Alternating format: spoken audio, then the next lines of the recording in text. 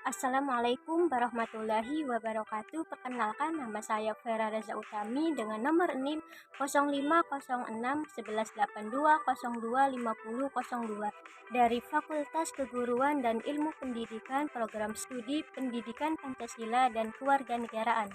Hari ini kita akan melanjutkan pembahasan materi kita, yaitu mengenai peluang dan tantangan penerapan nilai-nilai Pancasila dalam kehidupan global. Nah, adapun tujuan pembelajaran kita pada hari ini yaitu peserta didik diharapkan mampu untuk mengidentifikasi peluang serta tantangan penerapan nilai-nilai Pancasila dalam kehidupan global. Peluang dan tantangan penerapan Pancasila.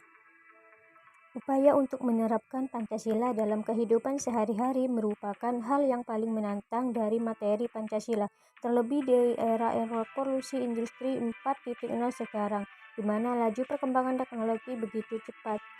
Tentu saja, tantangan dan peluang mengimplementasikan Pancasila pada 30 tahun yang lalu berbeda dengan hari ini, dikarenakan perubahan zaman dan alam. Pada era sekarang, berkat perkembangan teknologi informasi, dunia seolah tak berjarak. Kita dapat terhubung dengan siapapun dan dari manapun. Batas wilayah, negara, bahkan dunia dengan mudah kita lipat. Misalnya, kalian yang berada di desa cukup terhubung dengan internet baik melalui handphone, laptop, ataupun komputer. Maka kalian dapat berkomunikasi dengan teman atau orang lain meskipun lokasi kalian berbeda. Kita yang berada di Indonesia dapat melihat dan membaca peristiwa yang terjadi di negara lain. Ini tentu berbeda dengan era awal kemerdekaan, di mana kemajuan teknologi informasi tidak sepesat saat ini. Perkembangan teknologi informasi ini tentu memberikan peluang dan sekaligus tantangan dalam menerapkan Pancasila. Dengan bantuan teknologi informasi, kita dapat mengkampanyekan nilai-nilai Pancasila ke seantero dunia dengan mudah dan cepat. Tak hanya itu, praktik kehidupan kita yang berlandaskan Pancasila juga dapat menjadi inspirasi bagi bangsa-bangsa di dunia. Contohnya, Indonesia dikenal dengan bangsa yang sangat beraneka ragam. Ada banyak suku, ras, bahasa, dan agama atau kepercayaan di Indonesia. Namun, di tengah keberagaman tersebut, bangsa Indonesia tetap dapat hidup rukun dan damai.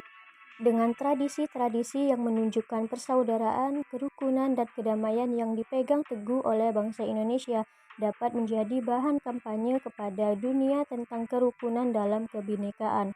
Hal tersebut dapat menjadi inspirasi bagi daerah-daerah yang berkonflik. Di Bali misalnya, ada tradisi ngejot, yaitu dengan memberikan makan kepada tetangga yang berlangsung dan mengharmoniskan pemeluk Islam dan Hindu.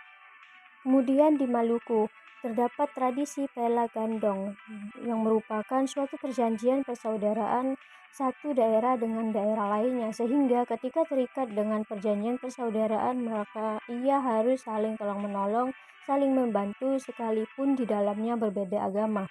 Kemudian di Papua ada tradisi bakar batu yang dilakukan untuk mencari solusi saat terjadi konflik.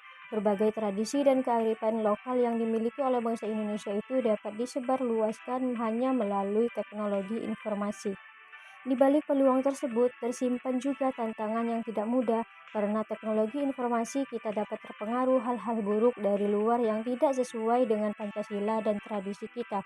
Sehingga karena teknologi itu, informasi pula, hoaks, dan ujaran kebencian menyebar sangat masif di media sosial. Tak jarang informasi yang kita terima bukan saja tidak benar, akan tetapi juga seringkali dapat merugikan.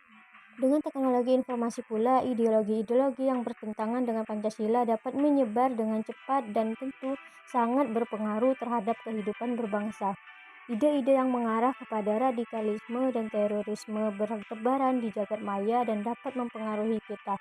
Dengan teknologi informasi, narkoba juga dapat menyebar dengan sangat cepat hingga ke desa dan perkampungan. Selanjutnya, berpancasila di era media sosial.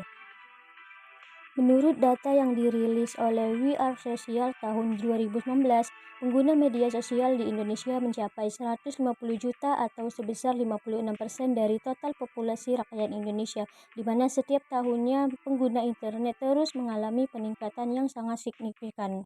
Sejumlah penelitian menyebutkan bahwa media sosial menjadi tempat penyebaran hoaks yang sangat masif.